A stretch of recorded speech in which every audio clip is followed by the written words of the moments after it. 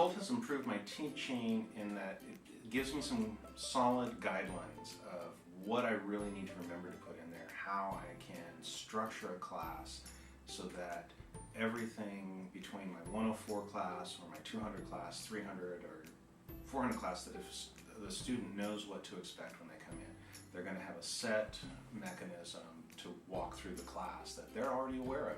And we tend to forget things from one class to the next as instructors when we're building it, so it gives us the ability to go back and go, oh yeah, I need to put this in there.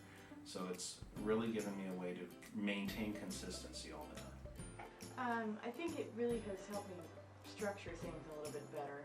I went through a similar process maybe 7 or 8 years ago that really helped me kind of organize my online course, and it was nice to go through that again and kind of have a reminder of what it is that people look for when they're navigating through a course.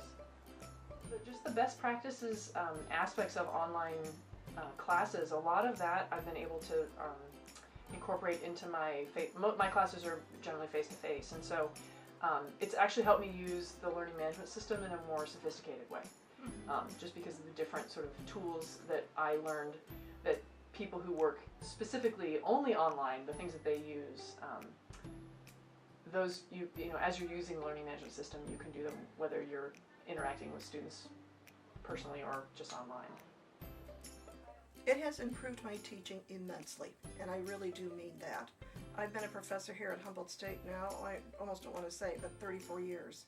And I have to say, I am more confident, more comfortable in my teaching than I ever have been. I absolutely have learned so much from QOLT, so I'm so glad I went through that program. After participating in the QOLT program, I feel that the design and delivery of my courses have improved. The QOLT training program provides instructors with a step-by-step guide for exemplary practices in online teaching and course design. The training is interactive, and QOLT team provides support throughout the process. By participating, I was able to identify my weaknesses in the course. So it gave me a guideline for best practices for quality online learning and teaching. It helped me recognize the areas of my course that needed improvement. And then it provided me with the tools and support that I needed to make the appropriate changes. For students, using QOLT has set some pretty high standards for them. It provides them with the guidelines, so they get all the rubrics up front. They get all of the course expectations immediately on day one of class. So it gives them the ability to evaluate the course on day one and make the decision if this is the course for them, and also gives them exposure to what is really going to be expected of them over the next 15 weeks of their life, and can they really commit to it? Can they live up to those expectations? And it gives them the ability to determine if they need to continue in this course, or do they need to look for another course that's out there that the expectations either A, aren't so high, and that's not negative, but it is also about, can they handle the workload with everything else they're doing, so they as a consumer can make the choice between what option is best or not best for them. I think it definitely helps them, as I said, navigate the course effectively. I think it's also helpful with certain learners. Certain learners definitely look for things like the objectives. What is this module? What am I supposed to take away from this part of the course? And so having that all clearly defined as a part of going through the QOLT process has been, I think, helpful for them and helpful for me to make sure that everything ties back into the end goal. Much more thoughtful, especially on a weekly basis, about what our goals are for the week and really articulating that to my students, and then recapping that at the end of the week to make sure that we've achieved the goals that we had. So I think it's just made me much more thoughtful about the idea of learning outcomes than I've been in the past. I think by going through the QOLT rubric and going through the QOLT classes and having my own class evaluated by peers, it's really given me another way of looking at my class, looking at it from more of a student standpoint as opposed from a teacher standpoint. I think that's really been helpful to me. It's not just informed my online teaching, because I'm teaching an online public speaking class, but it's also, I think, informed, and I'm really excited about this part, it's informed by face-to-face classes as well. So I think it's really been helpful to me. Student learning has improved because of the changes that I've made. I've changed the navigation to be more user-friendly. I've increased my instructor presence and the instructor-student contact.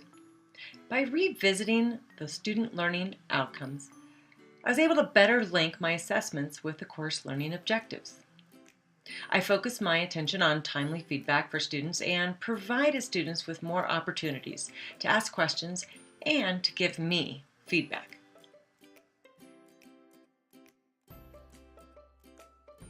So using QOLT's best practices, I have changed my feeling about a couple of things. I have always been very resistant to using student examples for the basic reason there is, you show a student, here's an example of what student A did 2 semesters ago. Well, if that's how student A did it, then that's how the current student thinks they absolutely have to do it, and if they do it that way, they're going to get the highest possible score on an assignment. What I found is if I can show them multiple examples of an unsuccessful assignment to a very successful assignment, it has helped them develop their approach to the assignment. The other thing that I've been a little overly resistant to is the constant feedback of not just my giving them feedback, but feedback from the students. There's always that fear of, okay, if I open the floodgate, what are they going to tell me that I don't, but we're all very self-conscious, and we become defensive when we feel that we're being judged is the best way to put it. So when you get feedback from a student that is, hey, I really like this is great, but this is really not that great, and if you can get them to explain why it's not great, it could be as simple as the instructions aren't as clear as you think they are. I mean, how I read, I know what I wrote, I know what I meant, so when I read it, I'm like, okay, yeah, that's what I mean. But when someone on the other side of the digital wall reads it, they may not be getting the same thing. So it's helped me to really clarify and sit back and be open to some criticism, constructively though. I definitely feel some courses you feel a little bit like you're flying by the seat of your pants from one week to the next, and the QOLT process sort of forced me to think that through at the beginning of the semester. So I think the students and I both have a little bit better expectation of what's next. So I think that's made life easier. So this just seems like a kind of a silly thing, but I think it's a really important thing. Now when I have my Moodle page, the kind of news section at the top of the Moodle page, I never used that before. I actually hid it before. Usually when my class set up, so the first tab was like the course documents where I had the syllabus and stuff. And now the class that I'm teaching this semester, I use that news kind of section as a kind of a to-do list. So I tell students, for Monday, this is what we're going to do in class on Monday, this is what you need to bring with you. And so students can just go into the Moodle page and they know exactly what we're doing. They don't have to even go into the syllabus to see the schedule. And that was something that was the way the QOLT program was set up. That was an element of the way that the Moodle page was structured. And I just really like that, and so I use that now all the time, and it very I think it helps students, sort of be on track, and that's helpful regardless of what kind of class you're teaching. I think one of the biggest things that I'm doing right now is allowing for even more class discussion than I used to. I'm doing this online through forums. I'm also doing something synchronously through Zoom. So I think that I'm able to, by doing Zoom sessions with my students, I'm able to look at them individually and get that individual group interaction that sometimes I don't get in a face-to-face class where I have just like 1 or 2 people dominating the discussion. Now it truly, to me, feels as if it's more of an exchange of ideas and everybody's involved in the discussion.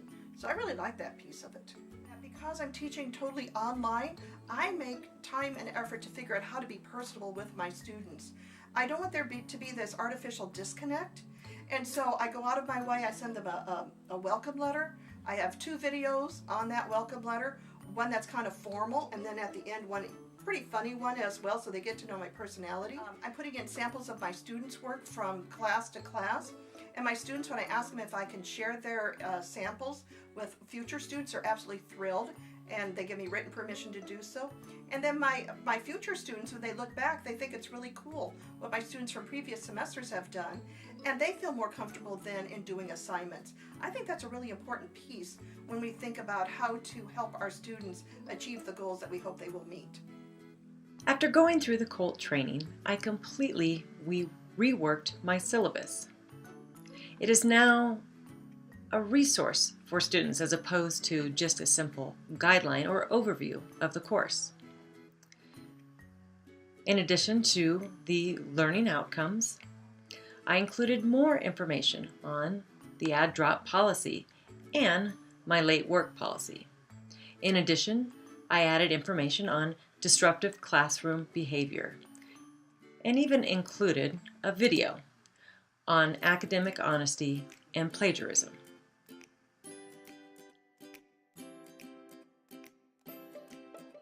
So one of the biggest takeaways that I've gotten from QOLT is look at everything that's out there, find what you are comfortable with using, work with it, experiment with it, play with it, give it to a class, not if you 4 sections of the same class, don't do it to all 4 sections. Give it to one section, see how they really work with it. And if it works, begin to branch it out and have fun doing it, because the more fun you're having, that means your students are enjoying it and they're engaged and they're having fun and they're responding, and you can build that up. So if you're going to do this, be willing to experiment and don't get caught in this is how I've done it for the last 10 years and it's worked for me. That's great, it has worked, but is there a way we can make it work just a little bit better? Having the experience of being of taking a class through the learning management system, I think has made me more thoughtful about how I use it and how I can expect students to use it. So for example, I'm much more thoughtful, especially on a weekly basis, about what our goals are for the week and really articulating that to my students, and then recapping that at the end of the week to make sure that we've achieved the goals that we had. So I think it's just made me much more thoughtful about the idea of learning outcomes than I've been in the past. Well, I think as the key takeaway, I think certainly if you haven't thought about organizing your course in an efficient manner from the student perspective, it's definitely going to do that for you. I think sometimes we feel compelled to jam just as much knowledge as possible into a course, and I think QOLT helps make that not only manageable but more of a coherent process. Okay, so I think the most important thing that I took away from QOLT was the idea that best practices are best practices, regardless of the format of your class. If it's an online, or if it's face-to-face, or if it's a hybrid. The things that we need to be doing that help student learning, they are significant regardless of the way that the course is being delivered. I think one takeaway that I want to share is the importance of scaffolding, to really think about things that you are doing, that it allows students to have that support along the way as they develop their knowledge and skills, because that's really who really matters in all of this. It's the students. And what I'm finding is I'm more cognizant of the scaffold and different ways that I can build that scaffold for different types of students.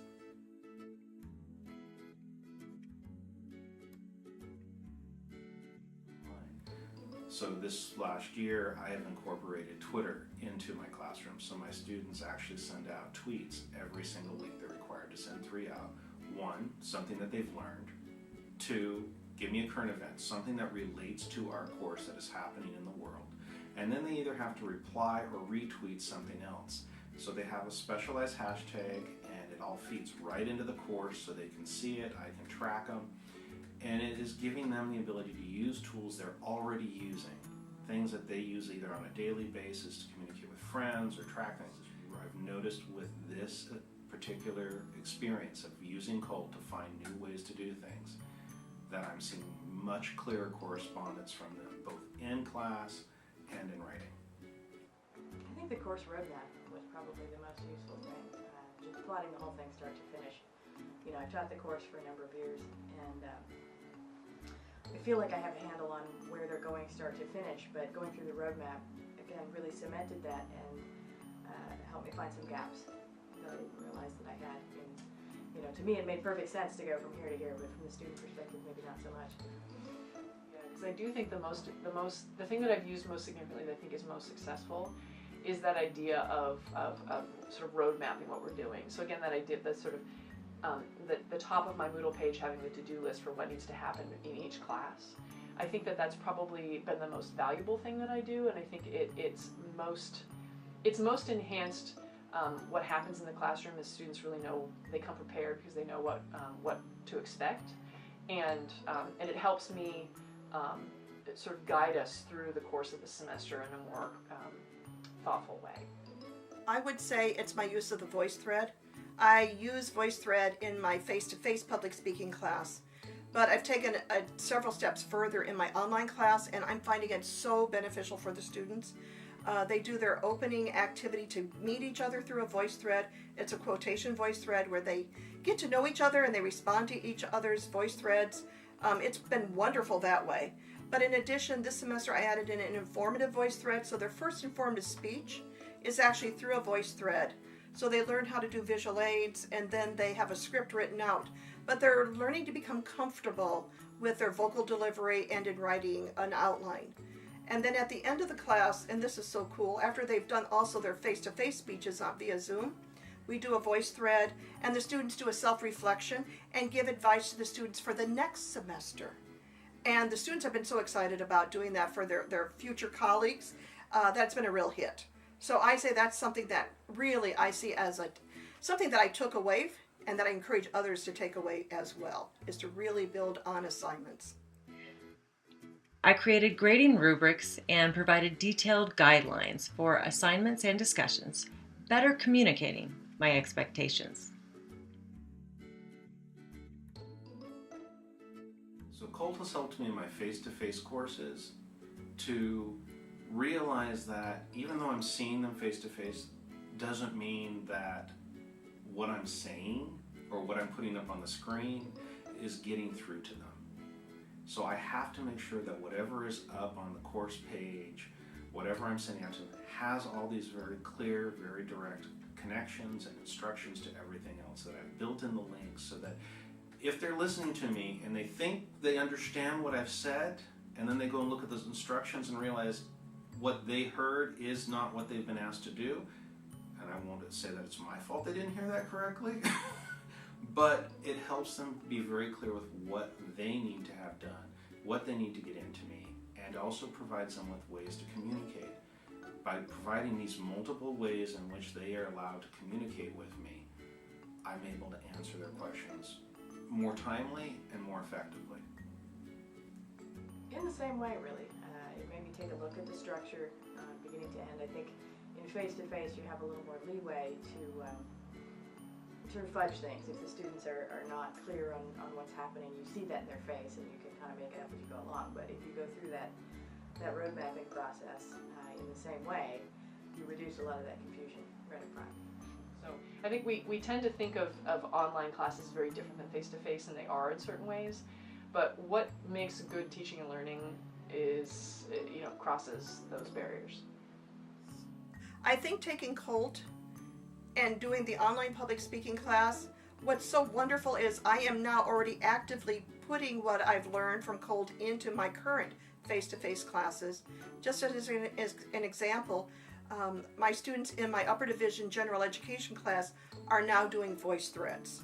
And so that's really cool. An assignment that I did in my public speaking class that I developed through QOLT, now I'm doing the same thing in my face-to-face upper division class. And it's just really a joy to see the students discovering something new because they've not done something like this before. I included more details on learning styles, student disability accommodations, and accessibility. I created more detail about the grading breakdown and my expectations for students on how they would be graded.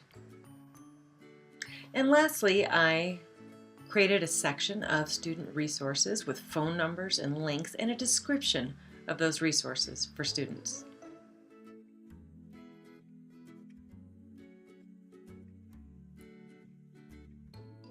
Advice that I'd give up here about QOLT: don't be intimidated by it. It's a long list and it looks daunting, but when you get into it, there's a lot we're already doing. There are a lot of things that are on this magic list that we already do. We just don't necessarily think that's what we're doing.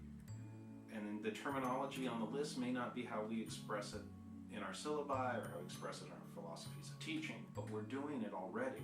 So if we can just begin to marry those together and say, hey, look, I am doing this, and then finding how you can do it a little bit better, and then you might find something you're not doing at all and going, I have never thought about that. That's a really good example that I could actually use and incorporate. Do it. Do it now. I think definitely it's a valuable process. It really it helped me identify some gaps in the course that I didn't realize were there. So I definitely recommend it, even if you feel like you've got it all together. Do it. Just do it. I would say look at the rubric, really think about it, because the QOLT rubric and the interaction you have from peers who have used the QOLT rubric, that can really help inform your teaching and lead to students accomplishing those student learning outcomes that you hope they will. They actually will do it. Advice would I give a peer? Well, I think that I really benefited from going through the training, just in terms of what I learned about what it looks like to be on the student side and the way it's improved my teaching. And so I think that my advice, and I do encourage people, is that doing the training and getting certification so that you can sort of evaluate classes strikes me as a valuable thing. You know, that you get to see the way that different people do things, and you learn from that. And just learning generally what are best practices in terms of teaching. So I think my takeaway is that I think more people should do the training, because I think that it'll get you thinking about new ways about what you're already doing, and then maybe inspire you to jump into doing something even more fully online. Going through the QOLT training allows you to identify weaknesses in your course. It gives you the tools and support to make the necessary changes to your course. And even if they're small changes, the cumulative effect of the small changes makes for a substantially better course.